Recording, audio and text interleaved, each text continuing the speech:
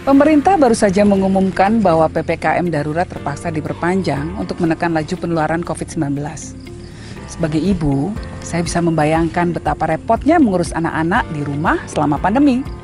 Namun kita mungkin lupa, anak-anak juga sebetulnya sangat terdampak loh dengan pandemi ini. Namun tentu saja mereka punya kemampuan yang berbeda dalam merespon atau menyerap apa yang terjadi di sekelilingnya. Kadang anak-anak kemudian bertanya, kenapa sih kita nggak boleh main di luar? Kenapa sih kita harus di rumah aja? Nah, dibombardir dengan pertanyaan-pertanyaan semacam itu, kadang-kadang orang tua kemudian mencari cara yang termudah untuk membuat anak tenang dan diam.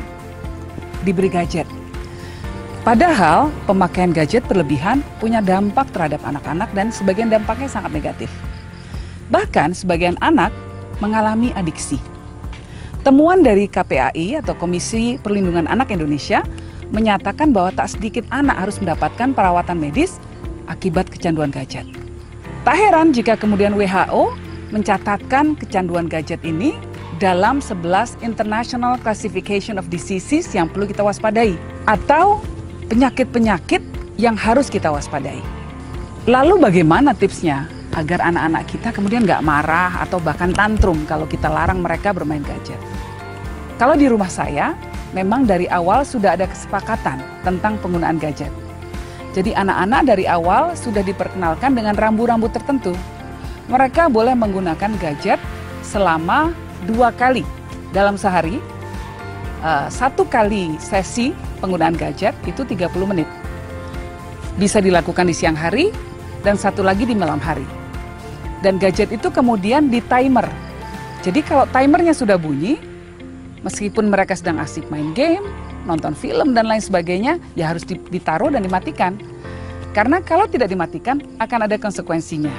Tapi tentu nggak enak banget lagi tengah-tengah nonton film, tiba-tiba harus berhenti karena timernya sudah bunyi.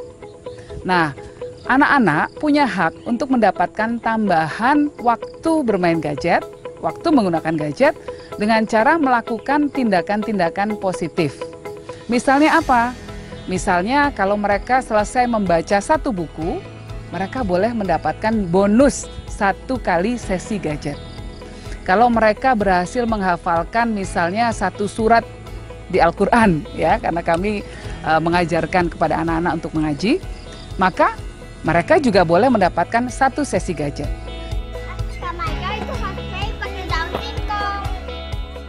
Jadi gadget ini adalah sebuah reward atau hadiah bagi perilaku-perilaku positif yang dilakukan oleh anak. Namun gadget ini bisa juga menjadi sebuah alat yang mengajarkan konsekuensi kepada anak. Misalnya bagaimana?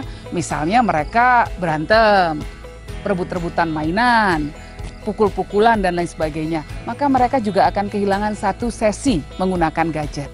Jadi dari awal gadget memang sudah kami kondisikan sebagai alat untuk menjadi alat untuk memberikan insentif bagi anak untuk berperilaku positif atau menjauhi perilaku negatif. Nah, mungkin ada sebagian orang tua yang berpikir, lah sudah kebacut ini.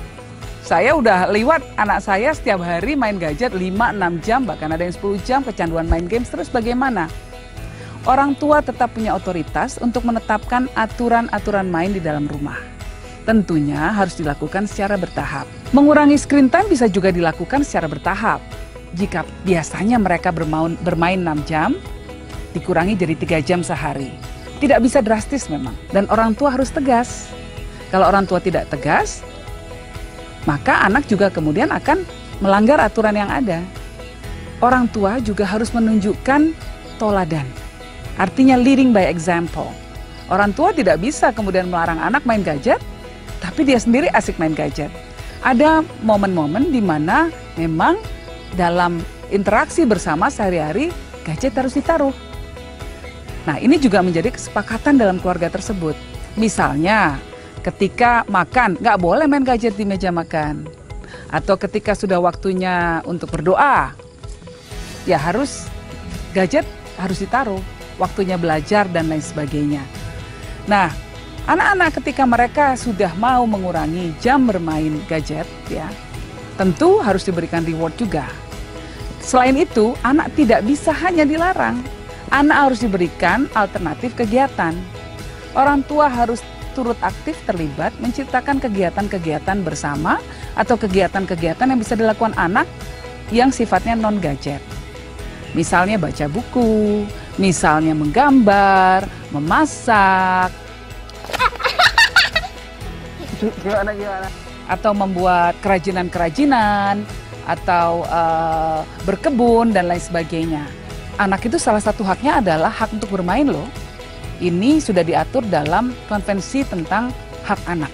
Ini adalah konvensi bersama yang diakui oleh banyak negara di dunia dan Indonesia juga mengakuinya. Jadi kita sebagai orang tua justru yang harus aktif menciptakan kondisi bagi anak-anak kita agar mereka bisa bertumbuh kembang secara optimal. Jangan sampai mereka menjadi teradiksi terhadap gadget karena orang tua lengah dan malas. Apalagi kalau sekeluarga bisa bermain bersama, beraktivitas bersama-sama yang mengasyikkan, pasti anak akan lupa main gadget. Dan itu saya alami. Ketika kita membuat kegiatan-kegiatan yang menarik bersama anak-anak, kegiatan bersama, nggak ada tuh yang merengek minta main gadget. Kitalah yang harus menciptakan aturan di rumah, dan kitalah yang harus menegakkan aturan itu. Jadi memang kalau bukan orang tua yang menjaga anak, siapa yang akan menjaga anak-anak kita? Dalam rangka Hari Anak Nasional, saya mengajak seluruh orang tua untuk mengontrol betul pemakaian gadget anak-anak kita agar tidak menyebabkan adiksi bagi mereka. Pasti kita bisa.